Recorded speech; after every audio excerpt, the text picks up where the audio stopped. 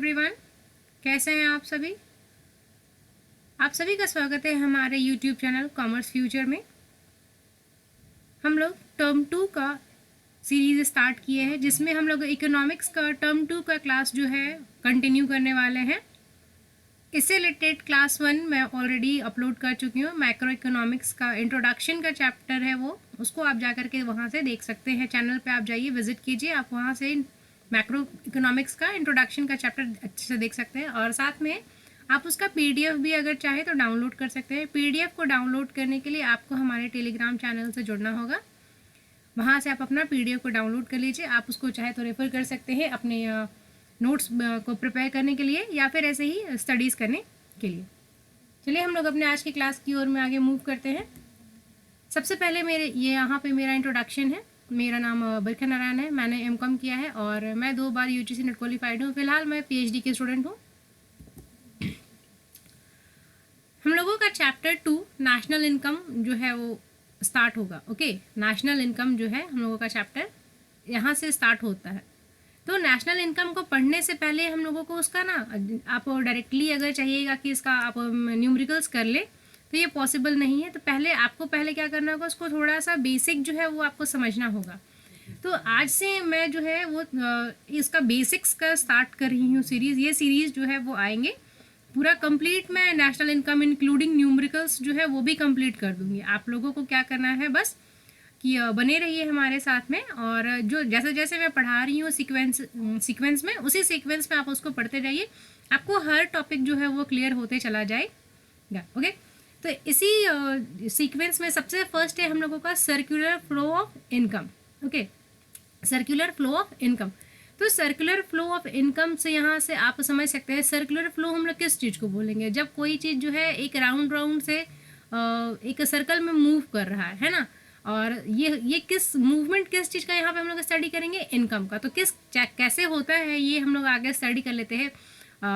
चलिए डेफिनेशन की ओर भी इसका पहले देख लेते हैं। The circular flow of income और a circular flow is a model of the economy in which the major exchanges are represented as flow of money, goods and services ETC। Circular flow of income जो होता है या फिर circular flow जो है economy का, वो basically इस चीज़ पे है कि वहाँ पे मेजर जो एक्सचेंजेस हो रहे हैं उसको रिप्रेजेंट करता है। और ये फ्लो जो है वो किसी भी चीज़ का हो सकता है। ये मनी का होगा, गुड्स का होगा, सर्विसेज का होगा, ETC और भी हो सकता है। बहुत सारे तरीके की चीज़ें जो है वो मार्केट में जो है वो मूव कर रही हैं, और सर्कुलर इसके हाथ से उसके हाथ में, उसके हाथ से तीसरे किसी और के हाथ में जा रहा है। ठीक है। Between economic agents, economic agents कौन होते हैं अब हमारे, तो जो भी हम लोगों के डिसीजन मेकर्स होते हैं, या फिर हाउस होल्ड के हो या फर्म के हो, कोई भी जो डिसीजन लेते हैं इकोनॉमिक्स के रिगार्डिंग में, सेल करना है क्या परचेज करना है, या हमारे गवर्नमेंट या कोई भी फाइनेंशियल इंस्टीट्यूशन, सभी जो है वो हमारे इकोनॉमिक एजेंट्स होते हैं। तो जितने भी इकोनॉमिक एजेंट्स के पास है ये इतने जो मनी, गुड्स और सर्विसेज जो है वो फ्लो होते रहती हैं, वो हम लोग सर्कुलर फ्लो में घूमते रहता है। तो एक के पास से दूसरे के पास में वो ऑटोमेटिकली घूम रहा होता है। The flows of money and goods are exchanged in a closed circuit corresponding in value but run in opposite direction। जो हम लोगों का फ्लो है गुड्स एंड सर्विसेज का, ये हम लोगों का एक क्लोज्ड सर्किट में जो है वो मूव करते रहता है, लेकिन ये जो है वो क्या होता है, अपोजिट डायरेक्शन में मूव करता है। जैसे कि गवर्नमेंट जो है वो टैक्सेस लेती है हम लोगों से, और गवर्नमेंट फिर उसको क्या कर देता है, स्पेंड कर देता है लोगों के ऊपर में। जैसे लीकेज है, फिर उसका उल्टा क्या है, इंजेक्शन है। अब लीकेज और इंजेक्शन क्या है, ये आगे जो है हम लोग इसको आगे अच्छे से PDF है, वहाँ पे हम लोग इसको डिस्कस कर लेंगे। इम्पोर्ट है, उसी का अपोजिट कौन है हम लोगों का, एक्सपोर्ट है। अब इम्पोर्ट क्या है, एक्सपोर्ट क्या है, ये भी आप लोगों को पता होगा। इम्पोर्ट क्या है, जब अदर कंट्रीज मतलब कि एक डोमेस्टिक टेरिटरी से बाहर से आया हुआ सामान आपका इंपोर्ट हो गया, एक डोमेस्टिक टेरिटरी से दूसरे के टेरिटरी में भेजना, वो हमारा क्या हो जाएगा, एक्सपोर्ट हो जाता है। ये जो ज्योग्राफिकली जो होता है उसको हम लोग बोलते हैं। There are 3 different phases of circular flow of income. हम लोगों के 3 फेजेस होते हैं सर्कुलर फ्लो ऑफ इनकम के, प्रोडक्शन, इनकम एंड एक्सपेंडिचर। और हम लोग जो नेशनल इनकम जब कैलकुलेट करते हैं तो हम लोगों का यही तीनों को बेसिक बना करके ही हम लोग जो है वो क्या करते हैं, अपना इनकम को जो है वो कैलकुलेट भी करते हैं, प्रोडक्शन बेसिस पे, इनकम के बेसिस पे और एक्सपेंडिचर के बेसिस पे। They represent three related aspect, namely production, generation of income, distribution of income and disposition of income, it means expenditure. यानी हम लोगों के पास में इनकम आता पहले कैसे है, तो सबसे पहले जब भी कोई चीज़ प्रोड्यूस होता है तो हम लोगों के पास में क्या होता है, इनकम जो है वो जनरेट होता है, फिर डिस्ट्रीब्यूशन ऑफ इनकम होता है, फिर वही इनकम जो है वो एक जगह से दूसरी जगह पे पहुंचता है, फिर थर्ड क्या होता है, उसी इनकम को हम लोग वापस से खर्च भी कर देते हैं, तो वो हम लोगों का क्या हो जाएगा, एक्सपेंडिचर हो जाएगा। ओके, नेक्स्ट है हम लोगों का यहाँ पे सर्कुलर फ्लो ऑफ इनकम। यहाँ पे सर्कुलर फ्लो लिया गया है सिर्फ दो फेज को, ठीक है ना, एक है हम लोगों का फर्म्स और दूसरा है हम लोगों का क्या है, हाउस होल्ड, है ना। सर्कुलर फ्लो में वैसे हम लोगों का ये 3-4 लेयर का भी हो सकता है, लेकिन अभी हम लोग इसको सिंपल थोड़ा सा रखते हुए हम लोग क्या करेंगे, यहाँ पे पहले इसको हम लोग सिर्फ दो सेक्टर के बारे में बात करेंगे, जिसमें हम लोगों का एक साइड हम लोगों का क्या है, फर्म्स है, दूसरे साइड हम लोगों का क्या है, हाउस होल्ड है। अब बेसिक यहाँ पे समझ के चलिए कि फर्म्स में सबसे पहले चीज़ें जो है वो क्या होती है, प्रोड्यूस होती है। हम लोग आएंगे इधर जो दिया हुआ है डेफिनेशन, उस पर हम लोग आएंगे। उससे पहले आपको यहाँ पे जो ग्राफ है, इस ग्राफ से मैं आपको समझाने की कोशिश कर रही हूँ कि जैसे कि फर्म है, तो फर्म में क्या होता है, कोई चीज़ जो है वो पहले बन रहा होता है, ठीक है। तो पहले जब कोई चीज़ बनता है तो इसके लिए क्या होता है कि यहाँ से फर्म जो है इसका फैक्टर का पेमेंट करता है इधर, और हाउस होल्ड यहाँ पे क्या करता है, ग्रॉस एंड मतलब कि देखिए यहाँ पे है कि सबसे पहले क्या है, गुड्स एंड सर्विसेज जो है वो फर्म्स जो है फिर इसको देता भी है बना करके, फिर ये हाउस होल्ड वाले क्या करते हैं, इसी पैसे को क्या करते हैं, स्पेंड करते हैं, और ये इसको ये पैसे आते कहाँ से हैं, हाउस होल्ड के पास में, तो ये फैक्टर्स के सर्विसेज दिया फिर देने की वजह से आता है। जैसे कि देखिए सिंपल वे में समझाऊँ तो जैसे कि फर्म है, कुछ भी प्रोड्यूस कर रहा है, ठीक है, अब कुछ भी ये प्रोड्यूस करेगा तो इसको क्या चाहिए होगा, फैक्टर्स चाहिए होंगे, तो ये फैक्टर्स इसको कहाँ से मिलेगा, हाउस होल्ड से मिलेगा, हाउस होल्ड से इसको क्या मिले, हाउस होल्ड से इसको फैक्टर्स मिल गए। अब फैक्टर्स के बदले में वो क्या करेगा, पे करेगा, फिर जब वो पे कर दिया तो फिर हाउस होल्ड का ये जो मतलब कि यहाँ पे से गुड्स और सर्विसेज जो आए हैं, वो गुड्स एंड सर्विसेज जो है वो किस में बदलेंगे, फिर से कुछ गुड्स एंड सर्विसेज में और भी मतलब कि नया गुड्स प्रोडक्ट हुआ वो गुड फिर कहाँ जाएगा, हाउस होल्ड के पास में जाएगा, फिर से हाउस होल्ड क्या करेगा, उसी चीज़ को जो है वो वापस से खरीद लेगा, वही पैसे को दे करके जो वो फर्म से लिया था, ठीक है ना। हो सकता है कि फर्म जो है वो हम लोगों का चेंज हो जाए, हम लोग जो है वो टेक्सटाइल इंडस्ट्री से पैसे अर्न किए और हम लोग खर्च कर रहे हैं फूड इंडस्ट्री पे, ये पॉसिबल है, लेकिन बेसिक क्या होता है हम लोगों का, फर्म ही होता है। फर्म और हाउस होल्ड में बस यही समझ लीजिए, जैसे कि आप ही के पेरेंट्स होंगे या आप ही जैसे कि बड़े होकर के जॉब करेंगे और मतलब कि स्टडीज़ करने के बाद में, तो आप लोग क्या कीजिएगा, किसी फर्म के लिए काम कीजिएगा, तो वो फर्म के फैक्टर्स कहाँ से आएंगे, हाउस होल्ड से ही आएंगे। जैसे कि आप ही अपना सर्विसेज दे रहे हैं तो आपका हाउस होल्ड से सर्विसेज जा रहा है कहाँ, फर्म के पास में। फर्म क्या करेगा, आपको उसके बदले में सैलरी देगा, वो सैलरी को आप क्या कीजिएगा, वापस से जा करके फिर कहीं ना कहीं और उसको खर्च कर दीजिएगा। तो इसी तरीके के फ्लो जो है वो इनकम जो है वो हम लोगों का चलते रहता है इकोनॉमी में, इसी को हम लोग सर्कुलर फ्लो ऑफ इनकम कहते हैं, ठीक है। यहाँ पे सिंपल फ्लो इन इकोनॉमी के बारे में यहाँ पर दिखाया गया था।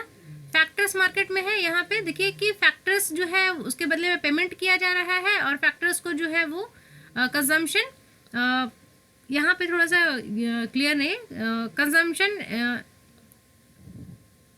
Expenditure on goods and services, obvious सी बात है।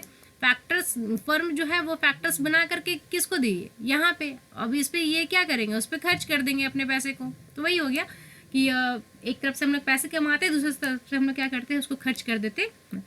Two factor circular flow of income, यहाँ पे है दो फैक्टर्स, हम लोगों का दो ही फैक्टर है यहाँ पे, लेबर का और हम लोगों का समझ लीजिए कि हाउस होल्ड का, दो ही फैक्टर है यहाँ पे, हाउस होल्ड और बिजनेसेस में। तो अब यहाँ पे बिजनेसेस में क्या करते हैं ना कि सबसे पहले हाउस होल्ड से कहाँ जाता है एक्सपेंडिचर, हम लोग बिजनेसेस को हम लोगों को गुड्स एंड सर्विसेज जो है वो मिलता है, ठीक है ना। फैक्टर्स जैसे कि लेबर ऑफ हाउस होल्ड से सबसे पहले क्या गया हम लोगों का, यहाँ से सबसे पहले हम लोगों का गया लेबर, ठीक है, लेबर यहाँ गया, लेबर के बदले में इसको यहाँ से क्या मिला होगा, पर्सनल, इसी में अगर हम लोग करें तो लेबर से इसके पास में यहाँ से क्या आया होगा, डिविडेंड एंड वेजेस, ठीक है। अब यहाँ से फिर बिजनेसेस से क्या जाएगा, यहाँ से गुड्स एंड सर्विसेज मिला। अब ये हाउस होल्ड वाले क्या करेंगे, इसी को खर्च कर देंगे उसी गुड को या सर्विसेज को खरीदने के लिए। अब ऐसा थोड़ी है कि जो नोकिया के लिए या एयरटेल के लिए या फिर किसी भी कंपनी के लिए काम करते हैं, क्या वो उसी का गुड को कंज्यूम करते होंगे या नहीं करते होंगे? ऑब्वियस सी बात है, हर कोई कर रहा होता है। अब उसी फैक्टर के लिए वो पेमेंट कर सकते हैं या नहीं कर सकते, या हो सकता है हम लोग दूसरे फर्म को ही पे कर सकते हैं, लेकिन हम लोग यहाँ पर डायरेक्टली बस बिजनेस और हाउस के बीच में बात कर रहे हैं। According to the circular flow of income in a two sector economy, there are only two sectors of the economy. यहाँ पे हम लोग सर्कुलर फ्लो ऑफ हम लोग बात करते हैं जब दो सेक्टर्स के बारे में, तो यहाँ पे सिर्फ हम लोग दो सेक्टर को ही कंसिडर कर रहे हैं, house hold sector and business sector. Government does not exit at all, यहाँ पे गवर्नमेंट का हम लोग किसी तरीके का इंटरवेंशन का बात ही नहीं करें, गवर्नमेंट है या नहीं इसका बात ही नहीं करें। Therefore there is no public expenditure, no taxes, no subsidies, no social security contribution etcetera. अब गवर्नमेंट नहीं है तो किसी तरीके का एक्सपेंडिचर नहीं है, पब्लिक एक्सपेंडिचर नहीं है, किसी तरीके के टैक्सेस भी नहीं है, किसी तरीके की सब्सिडीज भी नहीं है, या फिर किसी तरीके कोई सोशल सिक्योरिटी का कंट्रीब्यूशन वगैरह भी नहीं हो रहा है। ठीक है, दो फैक्टर वाले में गवर्नमेंट इंक्लूडेड नहीं होता है। अब देखिए यहाँ पे जब एक ग्राफ है जहाँ पे सभी चीज़ें जो है वो इंक्लूडेड है आपके, यहाँ पे देखिए बिजनेसेस भी हैं, हाउस होल्ड भी है, फाइनेंशियल मार्केट भी है और वर्ल्ड इकोनॉमी है, ये बीच में हम लोगों का क्या है, गवर्नमेंट है। अब देखिए होता कैसे कैसे है काम। सबसे पहले क्या करेगा, हाउस होल्ड वाले क्या करेंगे, टैक्सेस देंगे गवर्नमेंट को, ठीक है। फिर हाउस होल्ड वाले ही क्या देंगे, बिजनेसेस को ही अपना जो भी है कंज्यूमर का एक्सपेंडिंग जो भी है अपना खर्च वगैरह जो है वो बिजनेस हाउस होल्ड ही है जो खर्च भी कर रहा है बिजनेसेस पे, ठीक है। और बिजनेस ही है जो क्या कर रहा है, वो सैलरी दे रहा है इन लोगों को। ये देखिए यहाँ से ये सैलरी इसको गया, यहाँ तक में सैलरी मिला, सैलरी को वो खर्च कर दिया। अब सैलरी में से ही कुछ हिस्सा जो है वो टैक्स को दिया, कुछ हिस्सा जो है वो कहाँ दे दिया, वापस से बिजनेसेस को ही दे दिया। ओके, अब हम लोगों को क्या करना है कि इसको हम लोग ऐसे ही रखे रहेंगे। और देखिए अब गवर्नमेंट को जो टैक्स या टैक्स वगैरह दिए हैं, अब गवर्नमेंट भी क्या करती है, पलट को ऐसे थोड़ी है कि गवर्नमेंट उस पैसे को लिया उसको अपने पास में रहता है। गवर्नमेंट क्या करती है, उसको फिर आगे गवर्नमेंट उसको एक्सपेंसेस कर देती है, जैसे कि रोड कंस्ट्रक्ट करवाना, डैम कंस्ट्रक्ट करवाना, सब्सिडीज देना अलग अलग चीज़ों के लिए, और भी जो सोशल मतलब कि जैसे कि काम है हम लोगों को सिक्योरिटी का ध्यान देना, ये सभी जो है गवर्नमेंट का काम है, तो वहाँ पे वो खर्च हो रहा है। बिजनेसेस भी क्या करते हैं, गवर्नमेंट को टैक्स देती है और इसके बदले में गवर्नमेंट भी उसके ऊपर में खर्च करती है। अच्छी सड़कें बना के देना, अच्छा एनवायरनमेंट बना के देना बिजनेस के लिए, ये भी गवर्नमेंट का काम हो जाता है, ठीक है। तो गवर्नमेंट एक्सपेंस जो है वो हाउस होल्ड के ऊपर भी कर रहा है, गवर्नमेंट एक्सपेंस जो है वो कहाँ कर रहा है, वो आपके बिजनेसेस के ऊपर में भी कर रहा है, ठीक है। यहाँ पे तो हो गया ये 3 लेयर का है ना, जैसे हाउस होल्ड, गवर्नमेंट और बिजनेस, यहाँ पे ये 3 लेयर का हो गया। अब इसके अलावा भी तो है बिजनेस का वर्ल्ड, इसमें क्या है आपका वर्ल्ड इकोनॉमी भी इंक्लूडेड होता है, वर्ल्ड इकोनॉमी है। और यहाँ पे फाइनेंशियल मार्केट्स भी होते हैं। अब देखिए होता है फाइनेंशियल मार्केट और वर्ल्ड इकोनॉमी में हम लोग सबसे पहले हम लोग क्या स्टडी कर लेते हैं, फाइनेंशियल मार्केट के।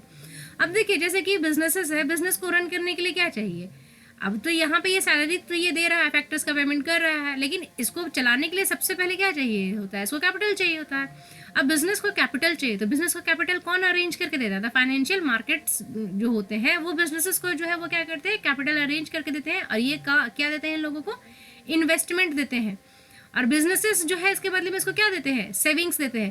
कंज्यूमर्स भी जो है वो अपना क्या करते हैं, कुछ जो हिस्सा जो होता है अपने सेविंग का वो क्या करते हैं, फाइनेंशियल इंटरमीडिएरीज को जो है वो देते हैं, जैसे कि आपके बैंक्स हो गए, आप लोग LIC करवाते होंगे, बहुत लोग जो है वो म्यूचुअल फंड में इन्वेस्ट करते हैं, बहुत लोग जो है वो डिवेंचर्स वगैरह, ठीक है, वो तो हम लोग डायरेक्ट बिजनेस में भी कर लगा। लेकिन फाइनेंशियल इंटरमीडिएरीज जो होती है यानी फाइनेंशियल मार्केट्स वगैरह जो होते हैं वो डायरेक्टली जो हम लोग अपना सेविंग वगैरह यहाँ पे भी हम लोग डाल देते हैं। हमारा जो सेविंग है फाइनेंशियल मार्केट लिया, उसको किसको दिया, बिजनेसेस को दिया, बिजनेसेस को इन्वेस्टमेंट दिया।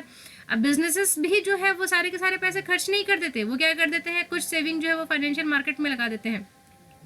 अब बिजनेसेस का और वर्ल्ड इकोनॉमी का क्या रिलेशन है, अब हम लोग सभी जानते हैं कि बिजनेसेस अगर किसी भी तरीके का है तो वो सिर्फ अकेले में तो चल नहीं सकता, उसको क्या करेगा, वो थोड़ा बहुत जो है वो इम्पोर्ट भी करेगा, है ना, वर्ल्ड से इंपोर्ट करेगा, वर्ल्ड को एक्सपोर्ट भी करेगा।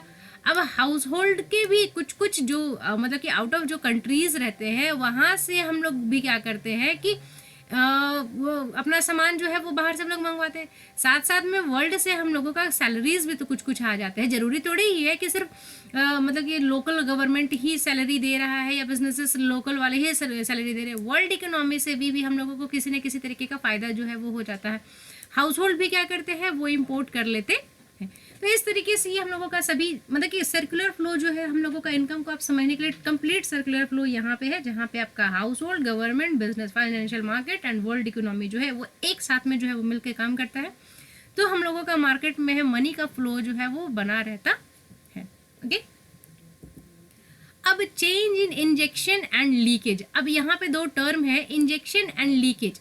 अब देखिए इंजेक्शन यहाँ पे किसको कहा गया है, इन्वेस्टमेंट को, एक्सपोर्ट्स को, गवर्नमेंट एक्सपेंडिचर को। इंजेक्शन का मतलब यहाँ पे टर्म का हो गया कि जैसे ही बिजनेस या फिर इकोनॉमी में पैसे को आना, इनकमिंग ऑफ, आप लोग कह सकते हैं मनी, डायरेक्टली छोटे बच्चों वाला शब्द में इनकमिंग ऑफ मनी, या फिर मॉनेटरी टर्म में जो भी आ जाए, है ना। अब इन्वेस्टमेंट आ रहा है, एक्सपोर्ट करते, एक्सपोर्ट करने से भी तो पैसे आते हैं ना, पैसे आएंगे एक्सपोर्ट करने से। गवर्नमेंट स्पेंडिंग, गवर्नमेंट भी जो कुछ जो है वो खर्च कर देती है। गवर्नमेंट हो सकता है आपके बिजनेस को डायरेक्टली मतलब कि फ़ायदे नहीं दे रहा हो, लेकिन इनडायरेक्टली आपको उसका फ़ायदा जो है वो डेफिनेटली मिलते रहता है। अब लीकेजेस क्या होते हैं, तो उसमें से क्या होता है, विड्रॉवल्स। जो इकोनॉमी में से पैसे बाहर निकल जाते हैं वो आपका क्या हो गया, विड्रॉवल हो गया। जैसे कि सेविंग्स निकाल लिए, इंपोर्ट कर लिए, टैक्सेशन कर दिए, ठीक है। तो विड्रॉवल हो गया यहाँ पे हम लोगों का। जैसे कि हम लोग कहीं पे पैसे डिपॉजिट कर रखे हैं, वो हम लोग निकाल लिए हैं। हम लोग इंपोर्ट करते हैं तो भी हम लोगों का पैसे क्या होता है, हम लोगों कंट्री से जो है वो बाहर चले जाते हैं। टैक्सेशन कर देते हैं तो भी हमारी इकोनॉमी से पैसे जो है वो बाहर चले जाते हैं। When the level of injection equal to the level of withdrawal, then the circular flow of is in balance. जब हम लोगों का इन लेवल ऑफ इंजेक्शन जो होता है और जो लीकेज या फिर विड्रॉवल है दोनों इक्वल होता है, तो यहाँ पे हम लोगों का क्या होता है, सर्कुलर फ्लो जो होता है किसमें होता है, बैलेंस्ड होता है। जब हम लोगों का लेवल ऑफ इंजेक्शन जो है वो ज़्यादा हो जाता है और हम लोगों का उसमें IGX लेवल ऑफ इंजेक्शन जब हम लोगों का ज़्यादा होता है तो नेशनल इनकम विल राइज। अब सपोज कीजिए हम लोगों ने एक्सपोर्ट ज़्यादा कर दिया तो हमारे पास में बैलेंस ज़्यादा हो गया, हम लोगों के पास में फॉरेन करेंसीज ज़्यादा आ गए, तो यहाँ पे हम लोगों का क्या है, नेशनल इनकम जो है इस केस में क्या होगा, इंक्रीज करेगा। लेकिन जैसे ही हम लोगों का एक्सपोर्ट ज़्यादा ना होकर के इम्पोर्ट ज़्यादा हो जाएगा तो हम लोग को क्या करना है, हम लोगों की कंट्री से पैसे जो है वो बाहर चले जाएंगे, जिसकी वजह से हम लोगों का नेशनल इनकम जो है वो क्या हो जाएगा, कॉन्ट्रैक्ट करेगा, यानी कि छोटा हो जाएगा। हम लोगों का इन बैलेंस, हम लोगों को इन बैलेंस तो सिर्फ एक ही केस में हो सकता है, जब लीकेज और विड्रॉवल इंजेक्शन जो है वो दोनों इक्वल रहे। लेकिन ये दोनों केस में हम लोगों का मतलब कि इन बैलेंस ही रहता है, बैलेंस नहीं होता है। लेकिन एक हम लोगों का बेनिफिट है, एक हम लोगों के लिए क्या है, लॉस है। Factor income and transfer of income. अब यहाँ पे दो चीज़ें हैं, दो वर्ड्स है, factor of income and transfer of income.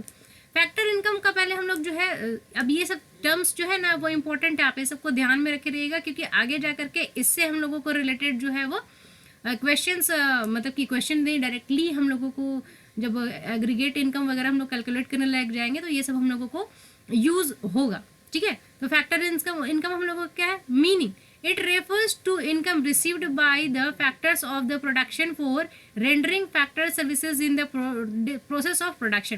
Factor का इनकम मतलब क्या क्या कि लैंड है, लेबर है, कैपिटल है, इन सभी को जो पैसे आते हैं उनके मतलब कि अपना सर्विसेज देने के वजह से या फिर गुड्स देने के वजह से वो उसका क्या हो गया, फैक्टर का इनकम हो गया।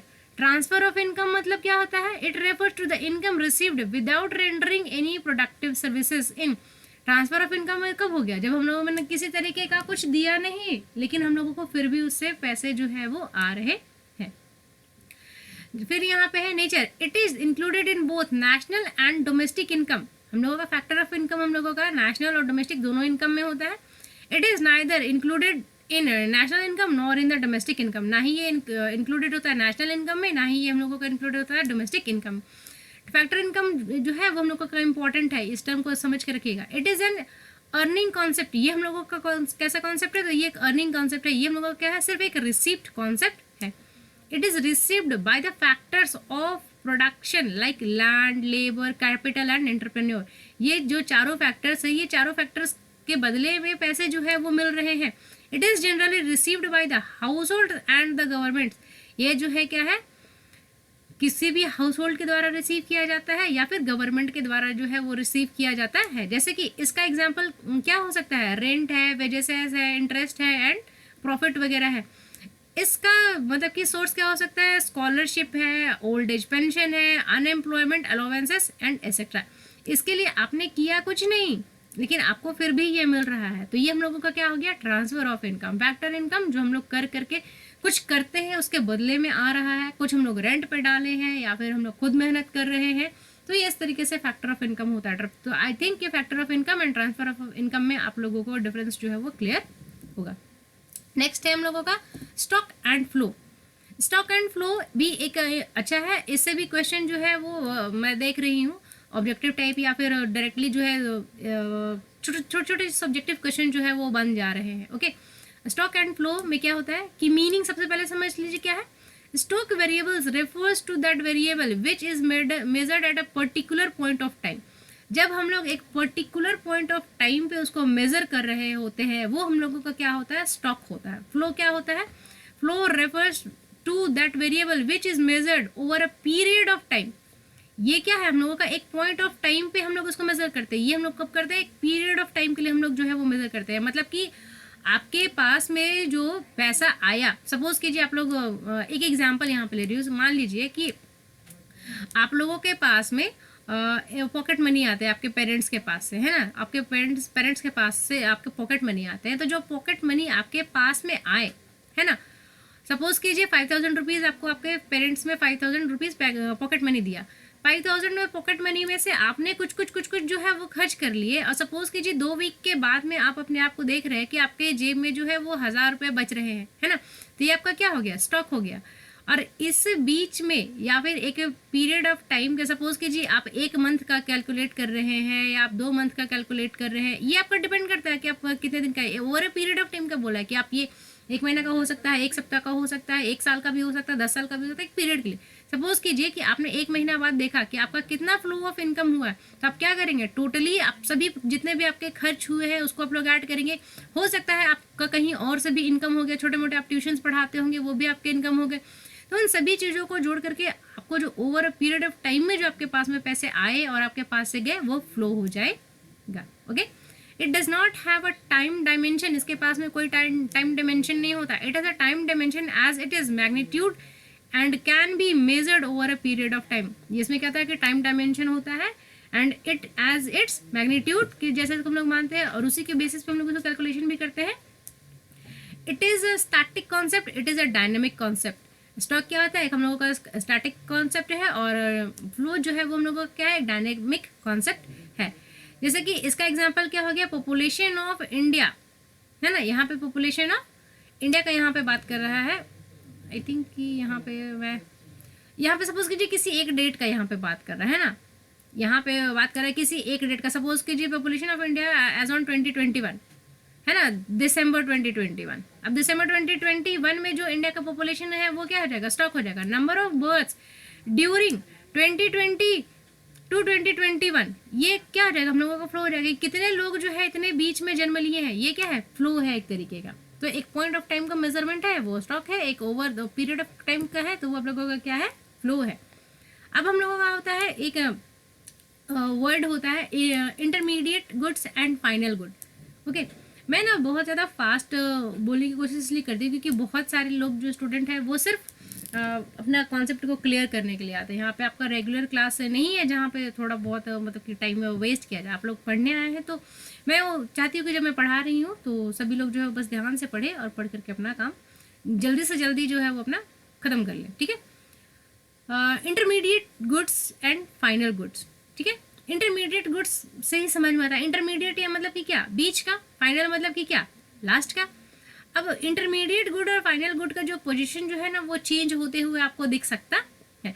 सेम इंटरमीडिएट गुड किसी गुड के लिए फाइनल गुड हो सकता है, किसी चीज़ के लिए वो इंटरमीडिएट गुड हो सकता है। जैसे कि आपको एग्जांपल मैं आगे में दे दी हूँ। पहले यहाँ पे क्या करते हैं हम लोग, इसका मीनिंग और पर्पस वगैरह है, जो भी प्रोडक्शन बाउंड्रीज है इसको हम लोग समझ लेते हैं, उसके बाद में उसको और मैं अच्छे से समझा देती हूँ।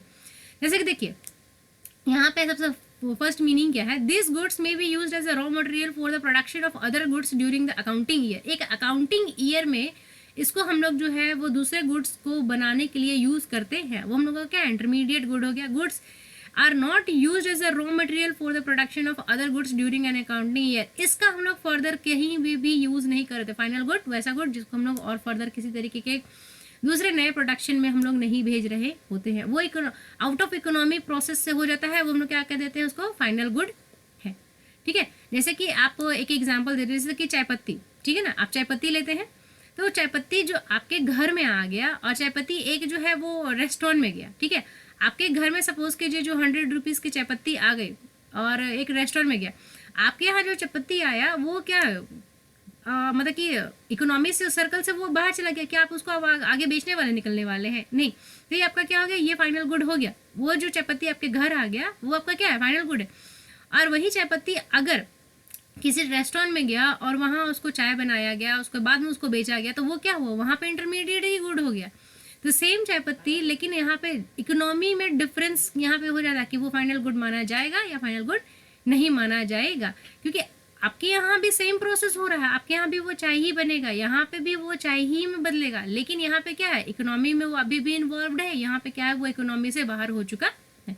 तो जो इकोनॉमी से बाहर हो गया वो फाइनल गुड है, जो इकोनॉमी से बाहर नहीं वो और अदर मतलब कि फर्दर प्रोसेसेस में लगा हुआ है, तो आपका इंटरमीडिएट गुड जो है वो बना हुआ रहेगा। पर्पस क्या होता है फाइनल इंटरमीडिएट गुड का, this goods may be resold for the firm to make profit during the accounting year. Intermediate goods का क्या होता है कि इसको और फर्म्स को बेचा जाता है ताकि वो और ज़्यादा से ज़्यादा जो है वो प्रॉफिट अर्न करे अकाउंटिंग ईयर में। ये फाइनल गुड का क्या होता है कि ये इसको वापस से जो है वो बेचा नहीं जाता है किसी तरीके के प्रॉफिट कमाने के लिए। प्रोडक्शन बाउंड्रीज इसके क्या होता है, इंटरमीडिएट गुड्स क्या, तो these goods remain in the boundary line of production and are not ready to be used by the final user. Production boundary में ये जो है अभी भी बने हुए हैं और फाइनल यूजर्स जो है वो उसको यूज करके खत्म नहीं कर रहा है। These goods are outside the boundary line of the production and are ready for use to their final user. ये रेडी होते अपने फाइनल यूजर के लिए, ये रेडी नहीं होते। मतलब कि प्रोडक्शन बाउंड्री मतलब वही जो आउट ऑफ इकोनॉमी का जो मैंने वर्ड यूज किया ना, वही प्रोडक्शन बाउंड्री भी यहाँ पे हम लोग कह सकते हैं। जैसे कि यहाँ पे एग्जाम्पल है, steel used in the production of car, sugar use making of candies. अब यहाँ पे है microwave oven sold to a customer और mixer grinder sold to a consumer. अब जिसमें मैंने यहाँ पे चायपत्ती वाला ही आपको दिया था, बेसिक है, यहाँ पर आप उसको बहुत अच्छे से समझ सकते हैं कि कब वो फाइनल गुड का है पार्ट, कब वो फाइनल गुड का पार्ट नहीं है, कब वो इंटरमीडिएट ही रह गया। ठीक है, नेक्स्ट है हम लोगों का capital good and consumer good. अब यहाँ पे हम लोगों के गुड्स जो होते हैं वो दो तरीके के होते हैं ना, एक होते हैं कैपिटल नेचर के, एक होते हैं हम लोगों के कंज्यूमर नेचर के। जो कैपिटल नेचर के जो उस तरीके के गुड बोलते हैं जिसको कि हम लोग कंज्यूमर के इस्तेमाल के लिए बनाते हैं, सॉरी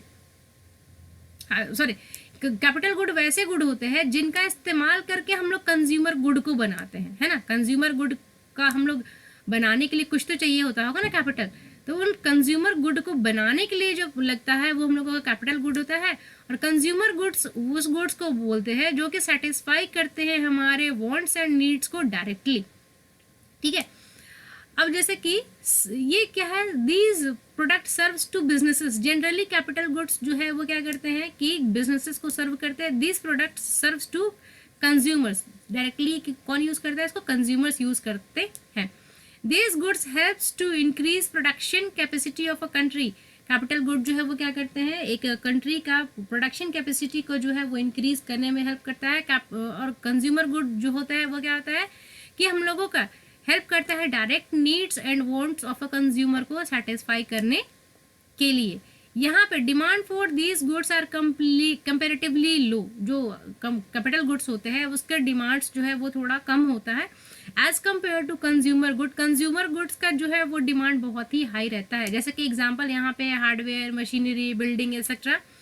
और अगर कंज्यूमर गुड का बात करें तो यहाँ पे हम लोग pastry, telephone, shoes, fridge etcetera. Okay, अब हो गया यहाँ पे हम लोगों का durable and non durable good, है ना। अब कुछ गुड्स होते हैं ना जो हम लोगों के ड्यूरेबल होते हैं, कुछ गुड्स होते हैं वो हम लोगों के नॉन ड्यूरेबल होते हैं। तो ड्यूरेबल गुड्स को हम लोग बोलते हैं वैसे गुड्स को जो कि ड्यूरेबल गुड्स आर ड्यूरेबल और consumer durables are category of consumers goods that do not wear out quickly. ये कंज्यूमर गुड्स के ही मतलब कि एक पार्ट होता है, लेकिन ये जल्दी जो है वो वेयर आउट नहीं होता है, बस इसमें यही फर्क होता है। Therefore do not have to be purchased frequently, they are part of core retail sales and are also known as the durable goods because they tended to last for at least 3 years। जो 3 साल से ज़्यादा तक समय तक के लिए चलता है उसको हम लोग जनरली जो है वो ड्यूरेबल गुड्स के कैटेगरी में जो है वो फॉल करता है। ठीक है, मतलब कि आप कैपिटल गुड है, यहाँ पे कैपिटल गुड था और कंज्यूमर गुड था। अब कंज्यूमर गुड का भी 2 हिस्सा हो गया है, आपका durable and non durable. Durable good वैसे गुड्स जो आप 3 साल से ज़्यादा के लिए इस्तेमाल करते हैं, जैसे आपके घर का टीवी है, फ्रिज है, वॉशिंग मशीन है, क्या ये आप हर साल खरीदते हैं? इसको हम लोग एक बार खरीद लेते हैं, आराम से 5 साल 10 साल तक यूज़ करते रहते हैं, तो ये आपके कौन से गुड हो गए? ड्यूरेबल गुड हो गया। और नॉन ड्यूरेबल वैसे वाले गुड्स जो आप जो है वो फ्रीक्वेंटली कंज्यूम करते रहते हैं, फ्रीक्वेंटली जिसका आप परचेज जो है वो करते हैं, जैसे कि आपका पेन है, आपका बुक है, कॉपी है, खाने का सामान है, क्लोथ्स है। ओके, तो difference between durables and non durable good, यहाँ पे बेसिक जो है वो डिफरेंस का एक चार्ट है। जैसे कि हार्ड गुड्स, यहाँ पे जनरली जो होते हैं वो soft goods. Durable goods are those which do not wear out easily and therefore they can be used for a long time. हम लोगों को पता है ये बात। नॉन ड्यूरेबल्स वैसे गुड्स होते हैं जो कि वेयर आउट जो होते हैं वो इजिली हो जाते हैं और इसको हम लोग जो है शॉर्ट पीरियड ऑफ टाइम के लिए ही इस्तेमाल कर पाते हैं। Some of the examples of the durable goods like car, television, fridge etcetera. अब यहाँ पे हम लोगों को नॉन ड्यूरेबल गुड्स जैसे कौन से हो गया? Petrol, cosmetics item, soap etcetera. Okay, durables goods can B use many number of time. Durable goods वैसे गुड्स जिसको हम लोग बार बार इस्तेमाल करते थे। नॉन ड्यूरेबल वैसे जो को या तो हम लोग क्या करते हैं, only limited number of times जो है उसको हम लोग यूज़ कर सकते हैं, या फिर बहुत सारी चीज़ें तो ऐसे होती है जिसको हम लोग सिंगल बार में ही एक बार में ही यूज़ करके ख़त्म करते हैं। जैसे कि आपका टिश्यू पेपर है, आपका मिल्क है, वेजिटेबल है। ठीक है, resold durable goods can be resold after some year. Durable goods वैसे गुड्स होते हैं जिसको कि हम लोग वापस से बेच सकते हैं। नॉन ड्यूरेबल वैसे गुड्स होते हैं जिसको कि हम लोग वापस से बेच नहीं पाते हैं। Non durable good product such opportunity does not exist. Generally इसके पास में इस तरीके का नेचर इसका होता ही नहीं है कि इसको वापस से बेचा जा सके। ओके, अब नॉन ड्यूरेबल में भी आपका एक होता है पेरिशेबल आइटम, है ना। पेरिशेबल जो बिल्कुल बहुत शॉर्ट टर्म के लिए होता है, जैसे कि दूध, दही, अंडा, ये सब सब्जियां, ये तो पेरिशेबल आइटम है, बहुत जल्दी जो है ये सब जो है वो खत्म हो जाती है। आई थिंक यहाँ तक मैं क्लियर हूँ, आप लोगों को क्लियर होगा durable, non durable, capital, consumer goods. Okay, अब इसी में आगे हम लोगों को क्या स्टडी करना है? Meaning of investment. Okay, investment अब क्या है हम लोगों के लिए वो जानना इंपॉर्टेंट है। आखिर हम लोग कह रहे हैं ना इन्वेस्टमेंट कर रहे हैं, इकोनॉमी को हम लोग स्टडी कर रहे हैं, तो सबसे पहले हम लोगों को क्या समझना होगा कि आखिर इन्वेस्टमेंट क्या चीज़ है। तो in economies investment means the new expenditure incurred on addition of a capital goods such as the machine, building, equipment, tools etcetera. इन इकोनॉमी में हम लोग जो है इन्वेस्टमेंट हम लोग हर उस चीज़ को करते हैं जिसमें हम लोग क्या करते हैं, न्यू एक्सपेंडिचर हम लोग जो है वो करते हैं किसी भी तरीके के, जैसे कि एडिशन ऑफ कैपिटल गुड्स के लिए, जैसे कि मशीन के लिए, बिल्डिंग के लिए, इक्विपमेंट के लिए, टूल्स एक्सेट्रा। जब हम लोग पैसे लगा रहे हैं वो हम लोगों को क्या हो गया? इन्वेस्टमेंट हो गया। इन केनेस व्यूज, केनेस जो है वो एक इकोनॉमिस्ट है, इनके व्यूज में investment refers real investment which adds to the capital equipment. इनके मतलब हिसाब से क्या था, सिर्फ वही चीज़ों को हम लोग इन्वेस्टमेंट मानेंगे जो एक्चुअल में कैपिटल को जो है वो इंक्रीज कर देता है। जैसे कि it leads to increase in the level of income, production and purchase of the capital good.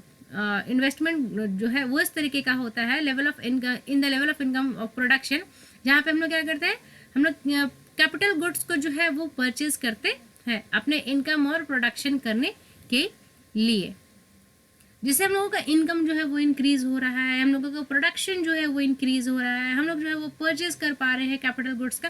तो बेसिकली इन्वेस्टमेंट का ये पर्पस होता है। नेक्स्ट है हम लोगों का टाइप्स ऑफ इन्वेस्टमेंट। अब इन्वेस्टमेंट कितने तरीके का हो सकता है, ये हम लोगों का सबसे फर्स्ट है हम लोगों का planned investment, unplanned investment. Planned investment क्या? Investment made with the specific objectives like all the government investment in budget, जितने भी है प्लानिंग पहले से किया हुआ है, जितने भी हम लोग खर्च कर रहे हैं सभी का ऑलरेडी जो है वो तय है कि हम लोगों के पैसे कहाँ कहाँ हम लोगों को खर्च करने हैं। जैसे कि गवर्नमेंट का जो होता है बजट, वो investment made with no clear objective in the mind, जिसका पहले से किसी तरीके कोई ऑब्जेक्टिव हम लोग डिसाइडेड नहीं है, बस इन्वेस्टमेंट कर रहे हैं। Financial investment, real investment, induced investment. Financial investment कैसे?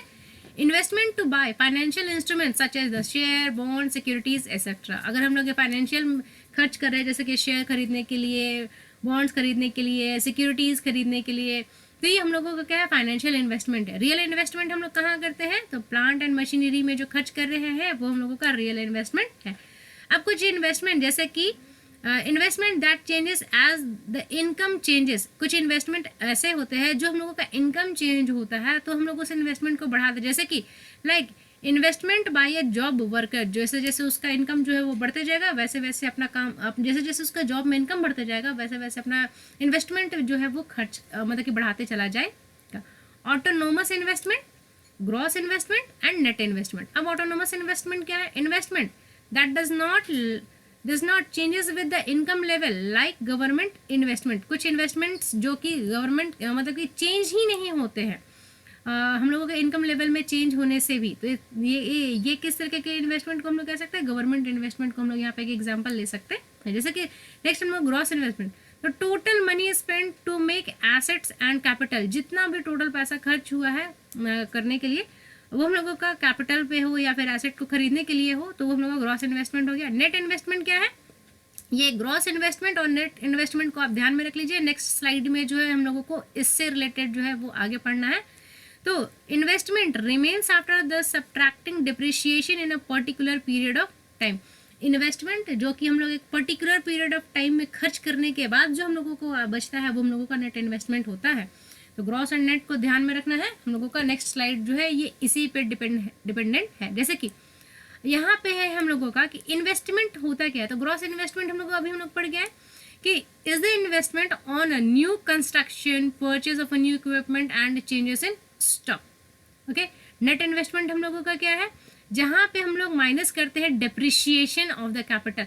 अब यहाँ पे जो कॉमर्स के बच्चे होंगे उनको पता होगा कि डिप्रिशिएशन क्या है। ये हम लोग क्लास 11 में ही पढ़ चुके होते हैं कि डिप्रिशिएशन होता है। तो डिप्रिशिएशन आखिर है क्या? तो डिप्रिशिएशन क्या होता है कि जैसे कि हम लोग कैपिटल कंजम्पशन करते हैं ना, तो हम उसको हम लोग क्या करते हैं कि लॉन्ग टर्म के लिए यूज कर रहे होते हैं। तो is defined as the allowances that is put aside for the machinery wear out and stock used up due to its obsolete and deteriorated nature after being used for some time। अब देखो कोई भी सामान हम लोग जो capital nature के हैं मतलब कि जो लॉन्ग टर्म के लिए हम लोग यूज़ कर रहे हैं तो उसको यूज़ करने से उसका वेयर आउट मतलब कि यूज़ करने से होता है ना उसका कि उसका कैपेसिटी जो है वो डिक्रीज हो रहा है, या फिर मशीन ही हम लोग लिए हैं तो उसका मतलब कि प्रोडक्शन कैपेसिटी धीरे धीरे डिक्रीज होते चला जाएगा।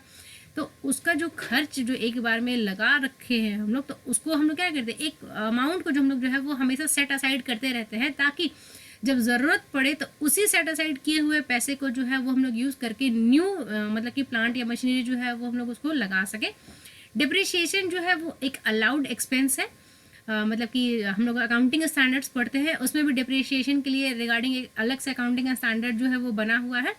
तो वहाँ पे डिप्रिशिएशन को हम लोग क्या है खर्च कर दिखा सकते हैं, क्योंकि अगर वो खर्च नहीं दिखाएंगे तो नेक्स्ट बार वो उसका आएगा कहाँ से।